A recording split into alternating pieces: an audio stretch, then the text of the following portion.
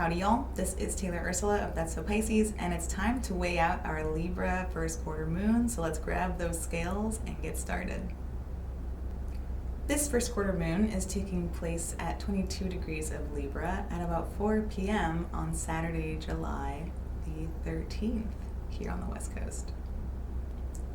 Now, every Libra lunation, regardless of the phase, has been particularly interesting to us this year since everything in Libra has been hanging out with the South Node. However, there is something particularly dynamic about this Libra first quarter moon, which is that it enters into Libra on Friday, the 12th, the day after Venus has moved into Leo. This means that this first quarter moon will have a certain amount of fiery energy to it, and the attitudes that we bring into this first quarter moon may have a taste of self-evaluation, self-resolve. We might feel ourselves feeling ourselves, if you will. There's a little bit of emphasis added to the self at this time. And something else interesting to note is that Venus stationed retrograde in Leo last summer. I know we've talked about that so many times, we're not done just yet, but Venus stationed retrograde there shortly after the nodes first shifted onto the Aries Libra axis.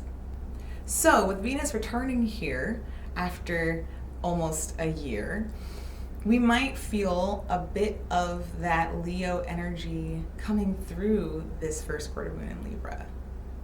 And I know I keep joking that we are not quite done talking about that Venus Leo retrograde.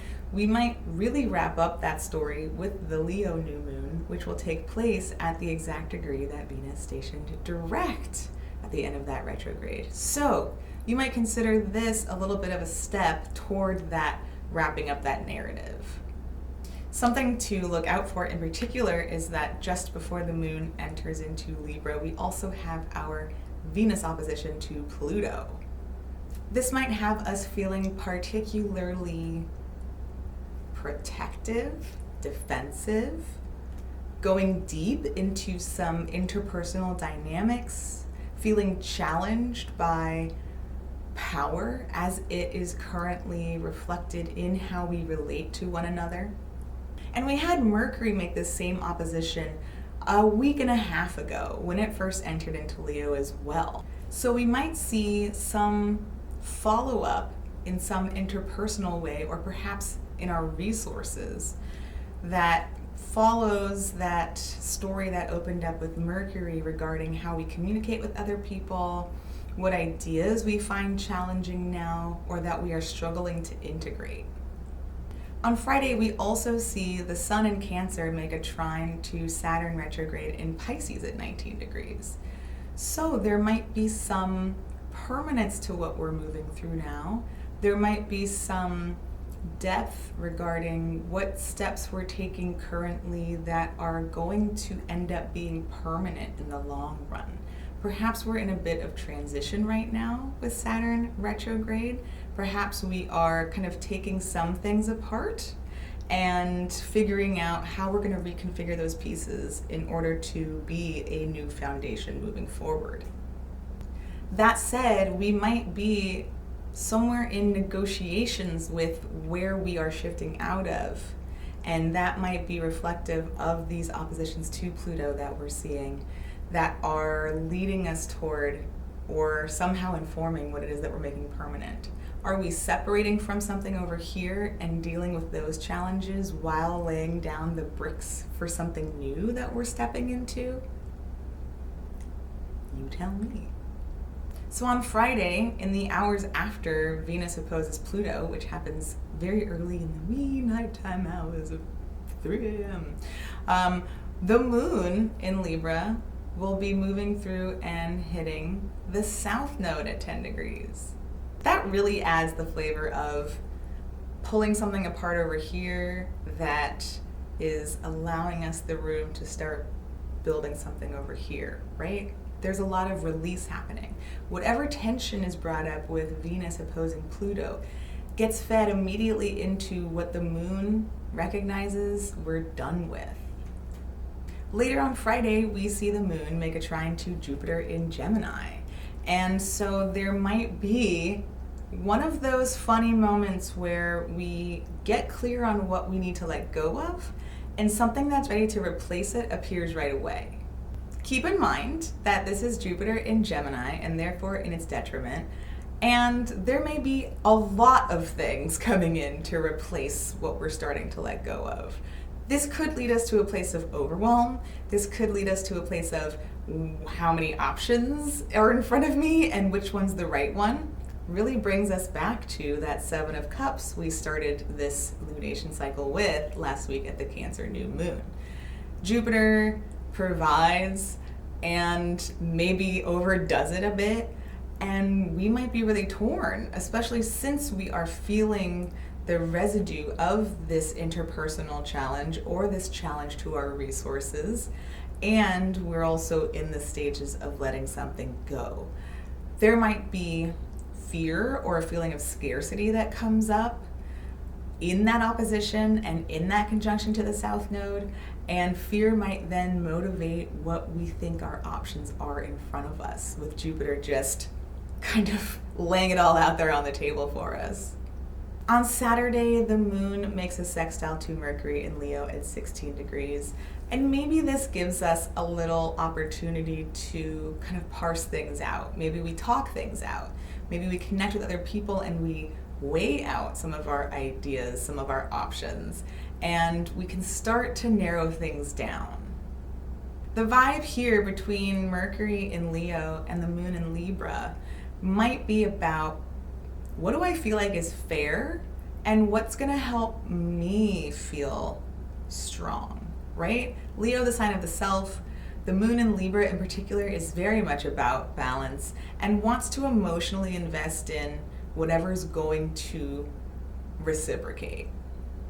So that might really narrow our options down a bit. Jupiter, again, just sort of bleh, like word vomiting all of these different ideas, all of these different possibilities, and maybe the overwhelm kind of confounding us at first, making it feel like all of them are viable options. But when we see that sextile happen, we might get a sense of, okay, when I think about these two kind of qualifiers, right? When I think about these two, the demands of these two planets, it really does come back to my opinion and what's gonna help me feel good, what's gonna help me stay true to myself, and what I'm going to be able to anchor into and like really live by.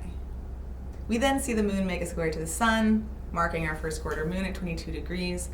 It goes void, of course, immediately after this, but shortly after makes an opposition to Chiron in Aries at 23 degrees. Whew. Okay, so the pressure's on to build up to, as we know, this second full moon in Capricorn. The pressure's on to take action on what we are kind of deciding with that sextile to Mercury. We've gotten clear on some things. Now we need to kind of apply those lessons, and that might trigger us in some way. Maybe we see that going through with these steps or taking these choices to the next level puts us in a place of angst, of uncertainty. We might feel alienated, we might feel separated, we might feel really far away from something that's meant something important to us. This might trigger old feelings of abandonment or things we tried to start once that never made it anywhere. Maybe we're reminded that we've tried to do this before, that we've tried to do something like this before. And even as we have some steps becoming clear to us, we might still feel that sense of fear that's brought up by, again, the residue from that Venus-Pluto opposition. It also might be that the choices that we're making about what I just said about Mercury in Leo and the moon in Libra, in terms of what I think is fair and what's gonna help me feel good and be true to myself, choosing us in this moment, choosing ourselves in this moment, can absolutely create feelings of discord between ourselves and other people. If other people don't want what we want at this time, if other people feel personally attacked by what we want at this time, there's not much we can do about that. People are going to feel how they're going to feel. That doesn't mean we're not going to also feel some sense of pain in that. Okay, let's go ahead and do a quick recap of our Cancer new moon cards, and we'll get a sense of what's going to come up for us at this first quarter moon. So stay tuned. Okay, here we see our lineup from our Cancer new moon. If you missed this video, take a quick pause, head back, check it out, meet us back here. Okay, let's get started. All right, to review our first quarter moon prompts, we are asking about energy that is accumulating now, as well as doubts and complications that arise with this energy. We're looking at gifts that we can access through this energy. And finally, lessons to make sense of as we approach the full moon. Okay, and as always, we will take a look at the bottom of the deck to see what other themes lie beneath this first quarter moon. Okay, I feel like 3 is the number. I know 2 is Venus's number. All right, now I'm gonna do 4. Okay.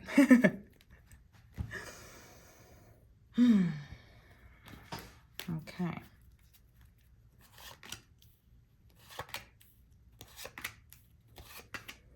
Okay, we see the Knight of Swords.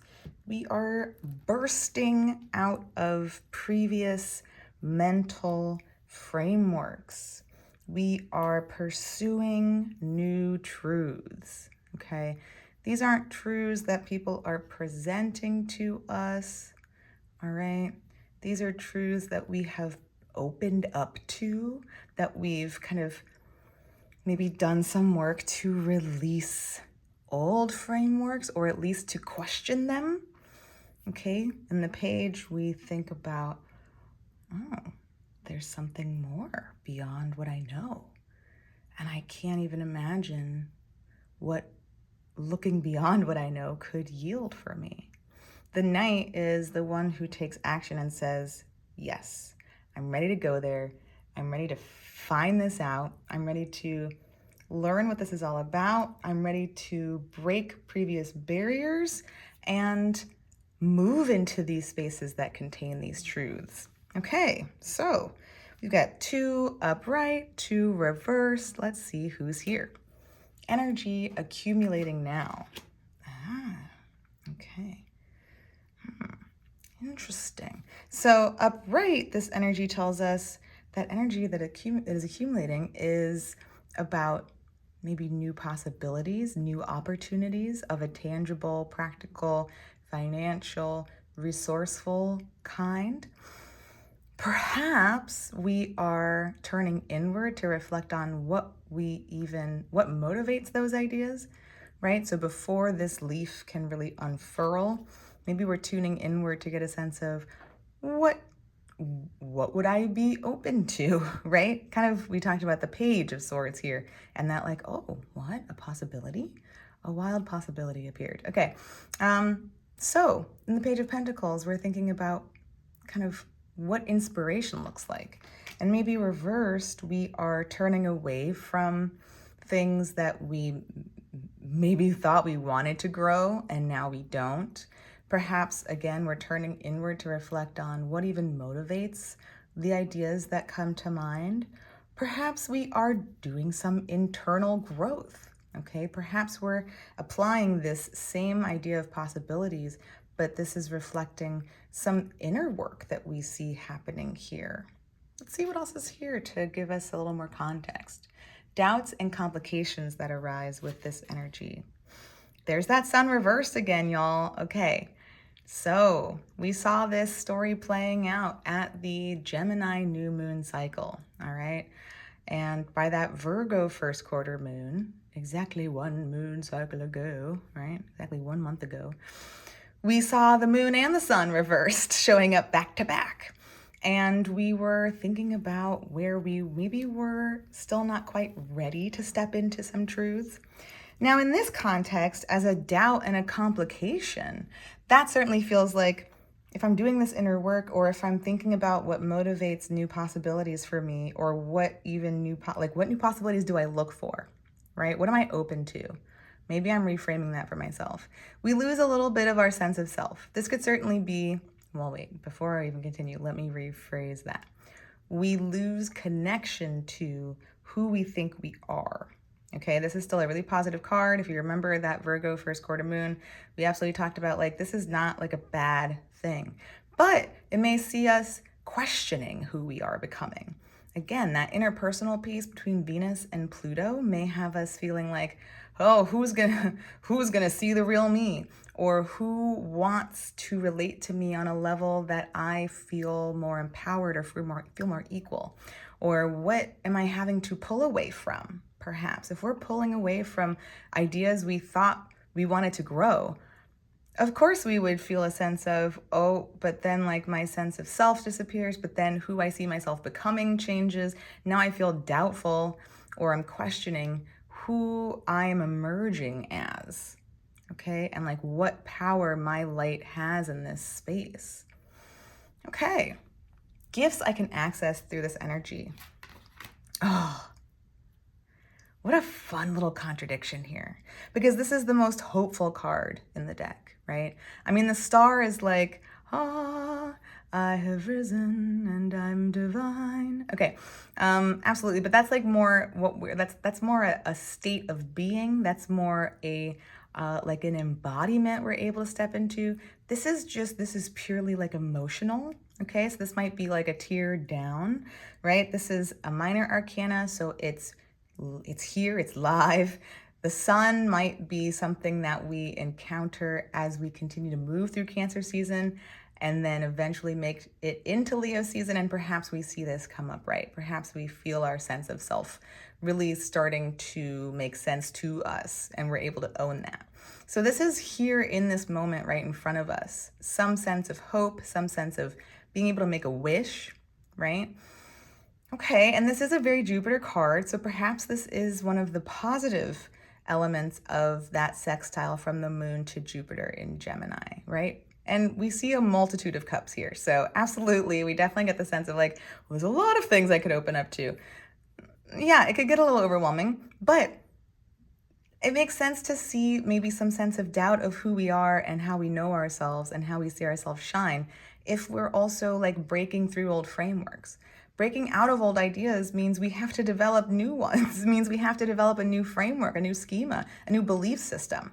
So I'm not upset or surprised to see this here, because ultimately here in this 9, we see, oh, there's opportunity. Okay, if I look all around me, there are possibilities. Perhaps I feel disconnected from who I know myself to be, but there's still a chance for something positive to happen here in this moment that can keep my faith going, right? Again, minor arcana, major arcana. Okay, and lessons to make sense of as we approach the full moon. Okay. Nothing like a little Venus-Pluto opposition to make us feel like we don't have what we need, and perhaps to make us feel like we can't ask. But the Five of Pentacles certainly does ask us to ask for help from others. Okay, so I'm thinking about, again, that Venus opposition to Pluto. I'm thinking about some of the, like maybe the moon opposite Chiron, where we feel like, oh, I'm going to be alone. If I do this, if I go this route, if I break out of these old frameworks, the people who were part of those frameworks will abandon me. Okay, I don't even know what values matter to me if I'm breaking out of this framework. Like, what kind of material world do I want to live in? Who do I want to be in connection to my resources? All right, and so we come back to this early pentacle and think about where we maybe hold ourselves in patterns of lack because we're fearful of connecting with others, because we're fearful of being vulnerable, because we're fearful of being turned away, okay, being neglected or, again, abandoned. But we're going to come back to this as the gift because this is so powerful. This, again, is such a beautiful energy. And I think if we open ourselves up to receiving, I know that's such a cliche phrase at this point, and it's like, what does that even look like? If this is a lesson to make sense of, this means confronting within ourselves where we hold back from asking for help, right? When we get to the 6, we are doing the asking. We are like, okay, money, please. Okay. And so this step before that has us maybe feeling like we aren't allowed to do that, or again, no one's going to come through for us. But if we tune into this wish card and we really make good on this lesson, we will potentially connect with the people who do want to take care, who do want to offer, who do see us in this new kind of framework place. Okay.